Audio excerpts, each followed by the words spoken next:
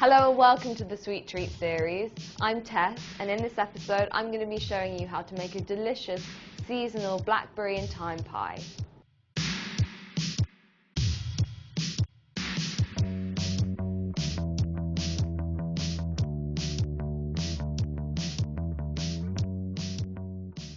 So the first thing is to prepare the pastry. So I've got some short crust pastry here, which I've already bought. It's very convenient. You can find it in any supermarket, but you can make it yourself if you want.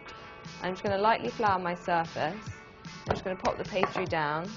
And you want to make sure it's quite well dusted, but not too much so that it dries out. So we're just going to be simply using the back of our hand to roll out the pastry in one direction and then the other.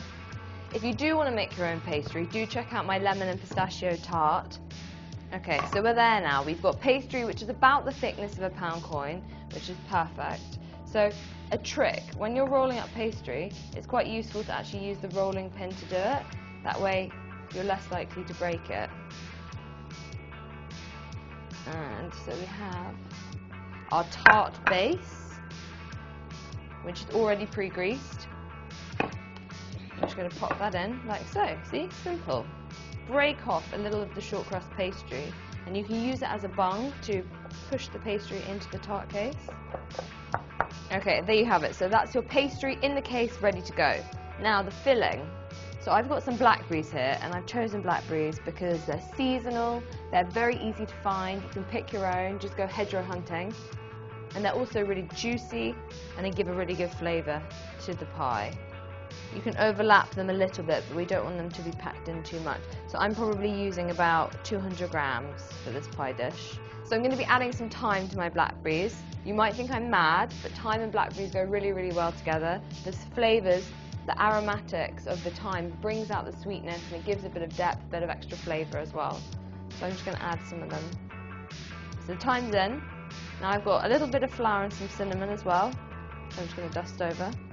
Squeeze a lemon juice, probably about a tablespoon, and some sugar. Perfect! So this is the pie filling ready. We can set this aside, and then we just need to roll out the topping.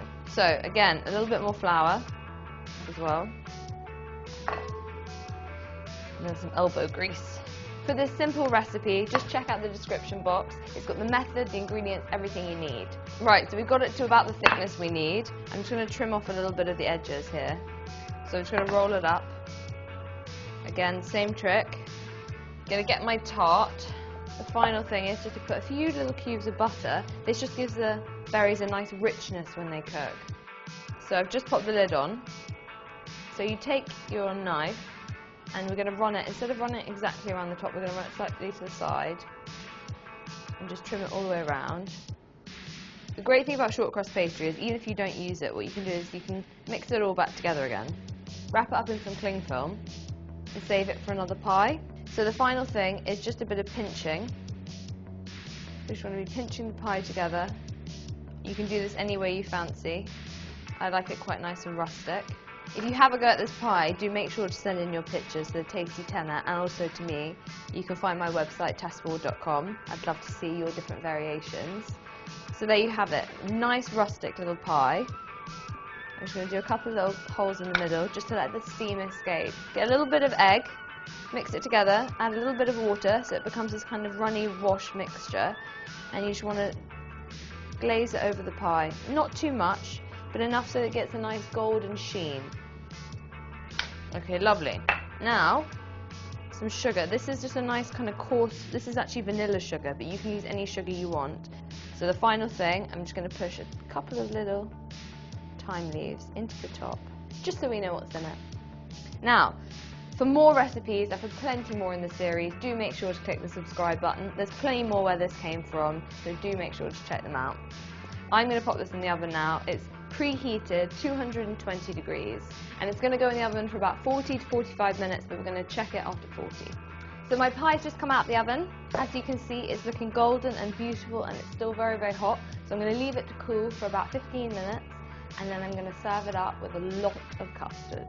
If you like this recipe and for plenty more in the series, do make sure to subscribe, and I'll see you again next time.